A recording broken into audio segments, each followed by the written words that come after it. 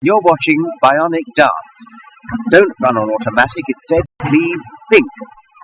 When you become an atheist, it's so cool. You get a badge and the jacket, and you learn the atheist anthem and the secret handshake. It's awesome, right? Let's do this.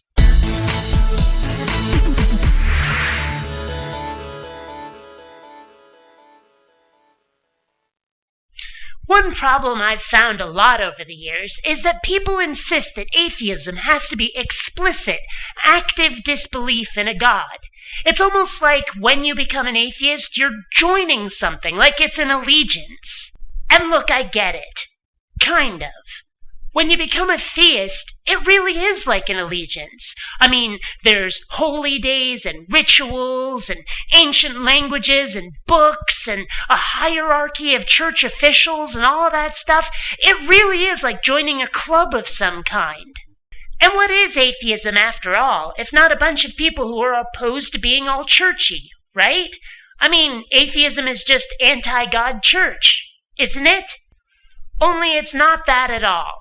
I can understand why you might want it to be, because otherwise it just doesn't seem fair, but that's not what atheism is. Atheism is not an allegiance to something.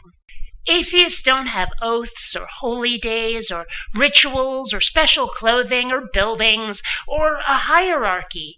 The only thing that ever really truly unites atheists is when theists misbehave and we have to defend ourselves.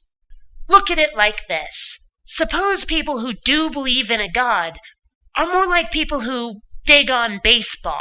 Maybe Christians prefer the Yankees, Catholics prefer the Mets, the Mormons dig the Mariners, maybe the Muslims love the Padres.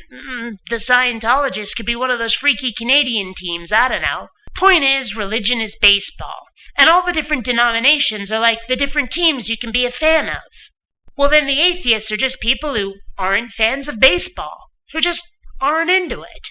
Maybe we just looked at baseball and decided it wasn't the sport for us, or we don't like sports at all, or heck, maybe we're in some foreign country and never heard of baseball, or we're too young like babies and so we've still never heard of baseball, but for whatever reason, we're just not baseball fans. Now, would you point to somebody who's just not a fan of the game, not someone who actively hates it, but someone who's just not into it, and tell them, you're not really not a baseball fan? You can't be an a-baseballist. I mean, come on. Would you say to them that to really be not a fan of baseball, you have to actively hate the game, be opposed to its existence? Of course not. Not unless you're a complete douche. To not be a baseball fan, you just have to look at baseball and go, meh. That's it.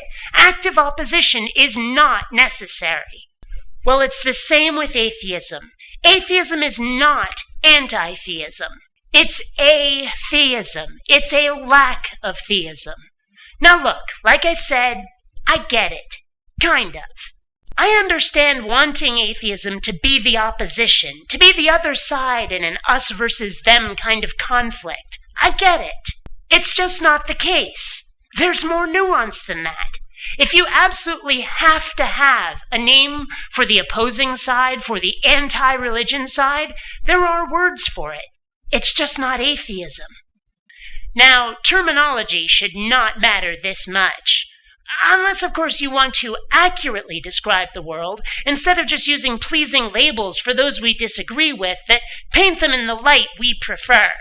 Which, sounds strangely like running on automatic instead of thinking.